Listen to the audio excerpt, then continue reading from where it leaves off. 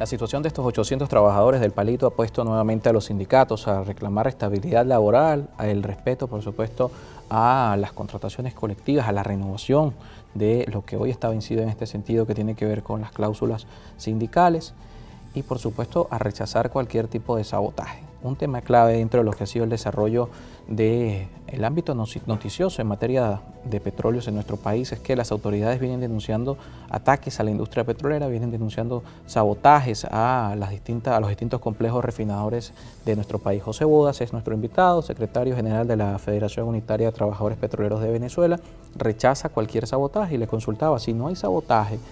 Las autoridades dicen es sabotaje, los trabajadores dicen no hay sabotaje. ¿Qué es lo que está pasando con la industria? Porque el ciudadano al final, exista o no exista sabotaje, está yendo a estaciones de servicio donde está reportando en redes sociales, no hay combustible, hay dificultades para acceder al combustible en algunas regiones del país. Así lo reflejan las redes sociales y las denuncias de los ciudadanos. Fíjate, nosotros, nuestra corriente, con la corriente Sakura, en el 2010, hizo un informe del estado en que se encontraban las refinerías, los muelles, los mejoradores, PDVSA Marina, y dijimos en ese momento, PDVSA se cae a pedazos por falta de inversión, por falta de mantenimiento. Los trabajadores, los delegados de prevención, los comités de higiene, hasta supervisores y superintendentes han presentado informes de las dificultades que está en la industria petrolera, y en esos informes han aportado las soluciones. El problema es que no se escucha a los trabajadores. Se ha dicho que se tiene que invertir en la refinería, que hay equipos que de verdad les falta mantenimiento, como calderas, bombas. Muchas veces se dice que esos equipos están allí, se utilizan repuestos de los equipos auxiliares, y de verdad no se escucha a los trabajadores. Y ahí vemos la consecuencia, cómo está la industria petrolera, tanto las empresas mixtas como PDVSA. O sea, los trabajadores, los técnicos, los profesionales de la industria petrolera tienen un compromiso y sentido de pertenencia con la industria de todos los venezolanos y con este país. Entonces, eso está comprobado. Ahora también están luchando por su salario. Están luchando porque $30 diarios es un salario de que reduce a un trabajador a condiciones de semiesclavitud. Que además PDVSA históricamente fue una empresa de muy buenos salarios. Claro, de muy buenos salarios. Y hoy vemos que la nómina mayor no tiene retroactividad de las prestaciones sociales. Se denunció en reiteradas ocasiones que la CTV y Fedecámara en el 97, 1997, robó la retroactividad de las prestaciones sociales. Eso se dicen a cada rato. ¿Y por qué PDVSA no paga retroactividad de las prestaciones sociales a su nómina mayor? ¿Por qué cuando haya un aumento salarial, el impacto en las prestaciones, pues no los cancelan, y cuando los cancelan es un 25%, cuando tiene que ser de inmediato? Estamos hablando de las prestaciones sociales de un trabajador. Si hay un bien que es el único patrimonio que tiene la familia del trabajador y trabajadora. Entonces, que esa es la realidad, y los trabajadores han presentado un informe y sentido de compromiso. Es por eso que estamos hablando de diferentes corrientes y trabajadores, porque no es solo la industria petrolera que están en lucha. Por eso estamos apostando para mediados de julio un encuentro nacional aquí en la ciudad de Caracas para llamar a los trabajadores de las empresas básicas de Guayana, a los trabajadores del Palito y a todos los trabajadores despedidos. Hemos visto como hasta trabajadores de las empresas privadas han mantenido como Farmatodo, los trabajadores de Bimbo, en las redes sociales hemos visto que también están luchando. Entonces, eso es lo que queremos, llamar a los trabajadores de las empresas privadas, a los trabajadores de las empresas del Estado, para que todos, que hay lucha, coordinemos un encuentro nacional para que el país vea, y sobre todo con una movilización, impongamos la libertad de nuestros trabajadores presos por luchar, el salario igual a la canasta básica, que lo establece el artículo 91, enfrentar el paquetazo antiobrero y antipopular del gobierno y construir un programa alternativo de la clase trabajadora y del pueblo, porque hay hecho concreto. Cualquiera nos dice, ¿y de cómo van a tener el dinero para un salario igual a la canasta básica, que ronda hoy los $1.000? Lo dice el Senda. O sea, no lo decimos nosotros decimos que en PDVSA, en Venezuela es relativamente fácil. No a las empresas mixtas, no a la privatización que hace el gobierno, impuesto a las transnacionales del petróleo. En este país, las transnacionales del petróleo no pagan impuestos. De verdad, una situación no al pago de la deuda externa, y con ese dinero, de verdad, tener salario igual a canasta básica, tener pensiones dignas para nuestros trabajadores, un fondo para la salud, que es una situación muy grave en este país, y para alimentos.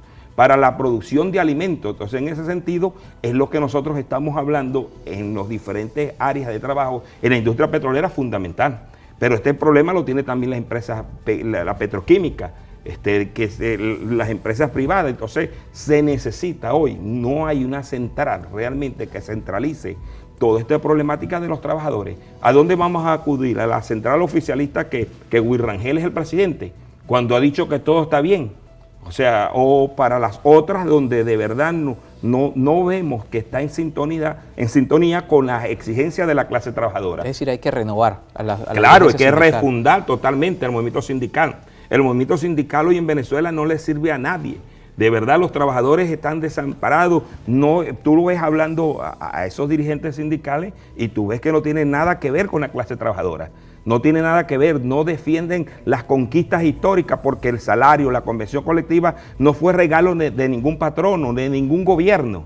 Todo lo que hemos luchado los trabajadores desde el 1 de mayo de 1887 con los mártires de Chicago o la huelga petrolera en 1936 ha sido sangre, sudor, lágrima, despido, persecución al movimiento sindical. Entonces nosotros como dirigentes sindicales que se aprecia no puede entregar las reivindicaciones a ningún gobierno, a ningún patrono, ni público ni privado. Entonces nosotros queremos un movimiento sindical autónomo, del gobierno, de los partidos del gobierno y los partidos patronales, de los patronos, es decir, que impere la democracia, que impere la asamblea, la discusión. Nosotros decimos que hoy la FUTE tenía que declararse en emergencia e ir para Refinería El Palito a hablar con estos trabajadores. Tiene algunos años también la FUTE que no hace elecciones. Sí, la FUTE, y nosotros hemos exigido elecciones. Desde Secura, desde la Secretaría General, hemos dicho que desde el 1 de octubre del 2014 no hay elecciones en la FUTE. Y nosotros queremos que haya elecciones para darle una derrota contundente a esa dirigencia sindical, patronal, gobernera, que ellos mismos se sienten muy orgullosos cuando se declara que son los rojos rojitos, los militantes del PSUV, que no tienen nada que ver con los trabajadores ni con la convención colectiva. Ellos declaran públicamente que su compromiso es con los jefes de su partido, con el partido de gobierno y con el gobierno, pero un compromiso con los trabajadores más allá de la posición política, porque estamos hablando de que trabajadores que simpatizan con el gobierno o otros que no, están luchando por su convención colectiva. Están luchando por su salario, por las condiciones de trabajo. Están luchando por la recuperación de la industria petrolera, la industria de todos los venezolanos. La de verdad que están día y noche, los 365 días del año, las 24 horas del día, las 52 semanas del año, los trabajadores petroleros por más de 100 años.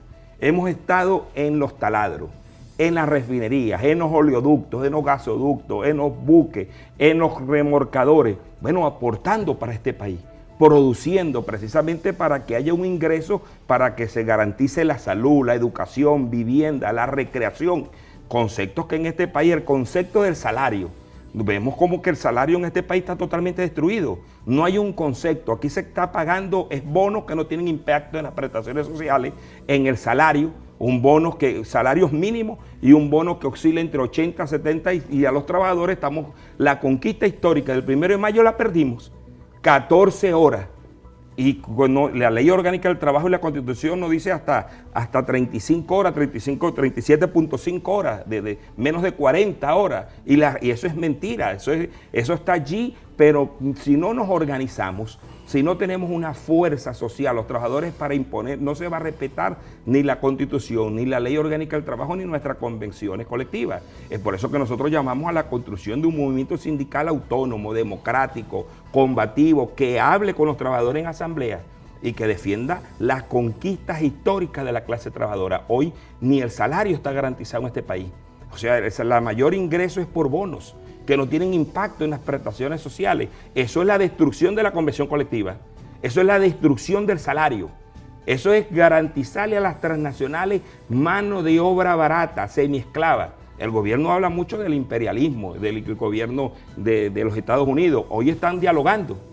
Hoy está dialogando con los empresarios, con los únicos que no Volviendo dialogan. empresas internacionales. Vuelven iglesias internacionales. Y están los trabajadores en contra de eso, en contra de la privatización. Fíjate, estamos en contra de la privatización. De Estamos totalmente en contra de la industria petrolera, porque ¿qué le ofrece el gobierno a esas transnacionales? Petróleo por 200 años, mano de obra calificada con más de 100 años de experiencia, con unos salarios de $30. El salario mínimo en Colombia, el país más cerca, son $300, y ahora los trabajadores en Colombia con $300 mensual no están en el paraíso, claro. No alcanza. Pero te digo, en Venezuela $30, y el gobierno presenta como una gran conquista. ¿Cómo se ve que los que defienden $30 como salario no viven con el $30? El ejemplo concreto, que el que te diga que $30 es una gran conquista para la clase trabajadora es porque no vive con $30.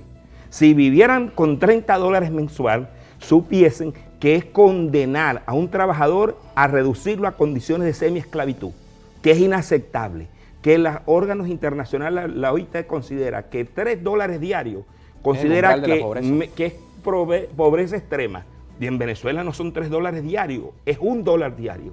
Entonces, de eso es que se trata, de eso es que queremos y hemos hablado con los trabajadores en los portones, en los sitios de trabajo, y por eso queremos un encuentro a mediados de julio para discutir estos temas y para fijar posición. Creemos que con esta crisis los trabajadores tenemos la suficiente moral para hablarle al país de nuestra realidad, porque nadie puede ser mejor vocero de la clase trabajadora que los mismos trabajadores. Muchísimas gracias por acompañarnos y plantearnos la visión del sector sindical. José Bodas estuvo con nosotros, secretario general de la Federación Unitaria de Trabajadores Petroleros de Venezuela. Cambiamos de tema al regreso. El 2024 y en 2025 hay elecciones en Venezuela. 2024 elecciones presidenciales, y hemos hablado acá de primarias, de mecanismos que se están estableciendo para definir candidatos, lo que está pasando con las organizaciones políticas, pero ¿qué pasa con el derecho al voto? Con el ciudadano que espera también garantías para poder participar. Lo conversamos al regreso de la pausa con Francisco Castro, director de la organización Súmate.